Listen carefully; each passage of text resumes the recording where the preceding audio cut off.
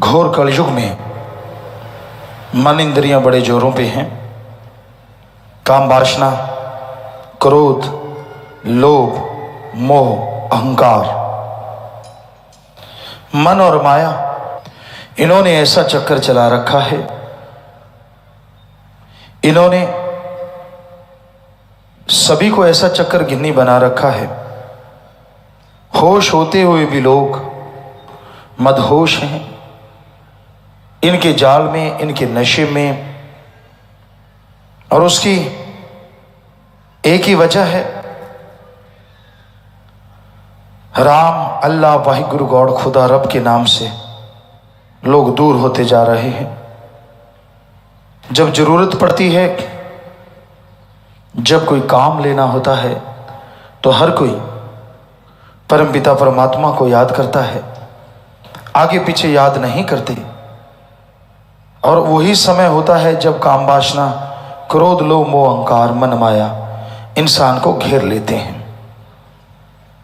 फिर इंसान तरह तरह के विकार करता है, बुराइयां करता है, और उसी की वजह से परमपिता परमात्मा से दूर होता चला जाता है।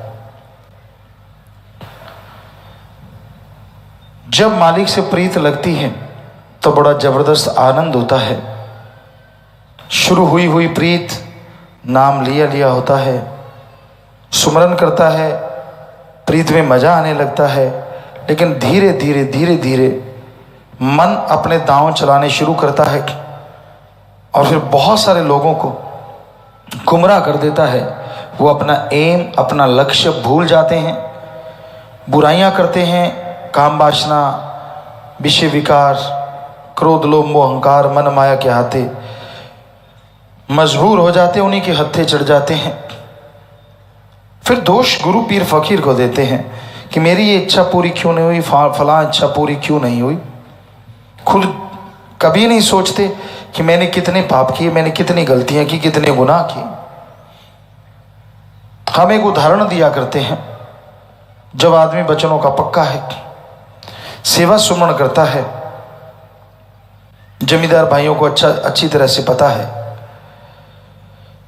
कि पानी आपके ट्यूबवेल से या नहर से भर के जाता है नाले में, खाड़े में, तो वो 1 किलोमीटर, आधा किलोमीटर तक लेके जाते हैं आप। पानी खेत में लगने लगता है, अभी लगने ही लगता है कि अचानक या नहर का मोगा है, यहाँ शुरुआत है, नहर से पानी आ रहा है, वहाँ से वो खाड़ा, वो नाला टूट जाता है। तो खेत में जो पानी थोड़ा सा लगा ही था वो भी बैक शुरू हो जाता है, कोई उसका फायदा नहीं होता।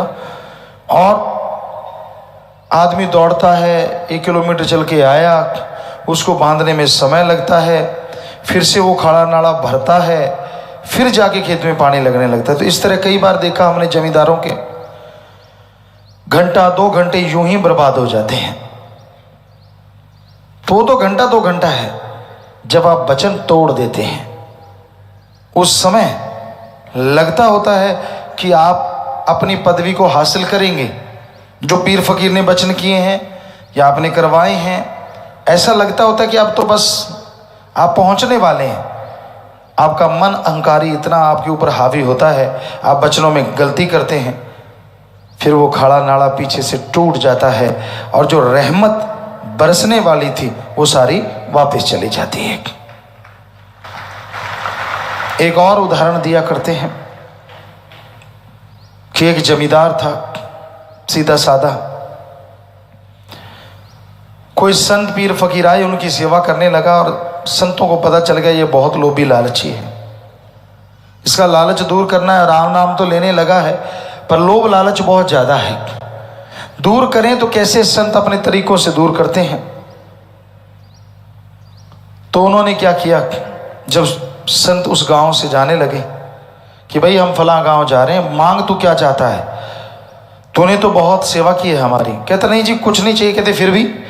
कहता जी फिर ऐसा कुछ दे जाओ मेरी हालात सुधर जाए, अमीरी आ जाए। कहने लगे ठीक है, ये मंत्र ले ले, इसको पढ़ के जो लोहा तू हाथ में रखेगा, बोलते जाना बन जा सोना बन जा सोना, तो वो सोना बन जाएगा। मन बलियां उछलने लगा, मौज बन गई, कमाई की जरूरत क्या है। लोहा लेके बैठेंगे और मंत्र पढ़ के बन जा सोना करते रहेंगे, कौन सा मुश्किल काम है। तो संत अभी गए ही नहीं थे कि शुरू हो गया। लोहा हाथ में ले लिया, किलो का बाट 2 किलो का बाट जो भी वहां पड़ा था, उसने जल्दबाजी फटाफट किया, शुरू हो गया बन जा सोना मंत्र के जाप के बाद। लगा रहा, घंटा गुजर गया, थोड़ा जी उकताया, यार 1 घंटा हो गया। फिर लगा रहा 2 घंटे 3 घंटे 4 घंटे। और पुराने टाइम में पशुओं के पीछे घूमने वाले जमींदार, इतना सहन शक्ति नहीं होती थी, पशुओं को गालियां देना शुरू कर देते, डंडे मारते थे। तो आ गया गुस्सा, कहता यार ये बाबा ठगी मार गया। फिर घंटा जैसे तैसे गुजारा, लेकिन पारा आसमान पे छू गया। गुस्से में पूरा लाल पीला, जब ऐसे घंटे कुछ गुजरे तो बस लास्ट में बोला, कहता सोना नहीं तो पित्तल ही बन जा। और आंखें देखी खोल के तो वो पित्तल बन गया। अब दौड़ा कि फलां जगह गुरु है, दौड़ा दौड़ा गया, गुरुजी आप तो कहते थे सोना बन जाएगा, ये तो पित्तल बन गया।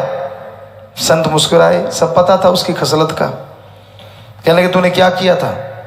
कहता जी मैं 3 4 5 घंटे लगातार लगा रहा बन जा सोना, मुझे गुस्सा आ गया और मैंने कह दिया सोना नहीं तो पित्तल ही बन जा। संत हंस के कहने लगे बस वो पित्तल की जगह उस टाइम अगर सोना कह जाता तो ये सोना ही बन जाता। तो वो वाली बात है, संत प्यार मोहब्बत की पट्टी लिखते हैं, प्यार से अक्षर डालते हैं, मोहब्बत के बीज बोते हैं। और जब फल लगने वाला होता है, मन उसकी जो तने होते हैं, जड़ें होती हैं, वहाँ पे आरी फिरवा देता है, कुल्हाड़ी चलवा देता है, छोड़ यार क्या है। और सारे फल लगने वाले थे, पेड़ सूख जाता है। सो बचनों पे जब आप काट कर देते हैं, आपको मखौल लगता है, मामूली बात लगती है। संतों को दोष देना आसान होता है, खुद की कारगुजारी नहीं पता होता। जब आदमी वचनों पे गलतियां करता है, बुरे कर्म करते ही चला जाता है और मनमते चलता है, यहाँ कुछ और, बाहर निकलते ही कुछ और, हवा की बातें ये वो, तो फिर संत चाहे कितने भी वचन करें, वो पूरे तो तभी होंगे ना जब आप उनको फॉलो करेंगे। संत कहते इस रास्ते पे चलना हीरे मिलेंगे, कहता नहीं मैं तो उधर जाऊंगा, तो उधर तो फिर टॉयलेट ही मिलेगी भाई। संतों की बात मानो, उसके अकॉर्डिंग चलो, तो वचन पूरे ना हो तो सवाल ही पैदा नहीं होता। मानो ना, वचन तो किए थे, वचन तो हुआ था, खुद क्या करते हो आप? तो भाई बिना वजह मन के पीछे लग के अपना सब कुछ गवा बैठते हो। तो फिर से वो खाड़ा नाड़ा बांधते हैं, पानी फिर 2 घंटे बाद। उसी तरह जब वचनों में गलती करते हो, आप माफ़ी लेते हो, घंटा सुबह शाम सुमन करते रहो, परहित परमार्थ करो, तो फिर पता नहीं कितने समय बाद फिर से वो तार जुड़ेगी, फिर से वो नज़ारे आने शुरू होंगे। पर फिर ये ना हो कि आप दूसरी बार गलती कर दें, क्योंकि मन का क्या, जब एक गलती कर लेता है ना मन, फिर ललचाता रहता है, आदमी का जी ललचाता है, कौन मुझे कोई देख रहा है, मैं तो अकेला हूँ, यहाँ तो कोई है ही नहीं। फिर गलती करता है और बस खाड़ा जब बार बार टूटता है ना, वो कमज़ोर हो जाता है, फिर बांधने में जल्दी से टाइम नहीं काबू आता, घग्गर नदी के बांध की तरह, फिर तो बिखर जाता है, सारी बारी बर्बाद हो जाती है। फिर तो 2 घंटे सुबह शाम सुमन करो, तौबा करो साथ संगत के सामने, क्योंकि साथ संगत भगवान का रूप होती है, मालिक होते विराजमान। फिर माफ़ी मिलती है, फिर पता नहीं कितना समय गुजरने के बाद नुकसान होना तो बंद हो जाता है माफ़ी के साथ ही, लेकिन नई खुशियाँ आने में फिर देर लगती है। हाँ 2 घंटे सुबह शाम 2 महीने सुमन कर लो तो हो सकता है खुशियाँ फिर से जल्दी आ जाएं, लेकिन इसका मतलब ये नहीं है कि आप फिर गलती कर लें, क्योंकि जितनी गलतियाँ करते जाओगे उतनी ही मालिक से दूरी बढ़ती जाएगी, उतनी ही खुशियों में कमियाँ आती जाएंगी। जो मर्जी कर लो, आपको वो आत्मिक शांति, परमानंद हासिल नहीं होता। इसलिए गलतियाँ ना दोहराया करो। हमारा तो बताना फ़र्ज़ है, मानना ना मानना आपकी मर्जी है।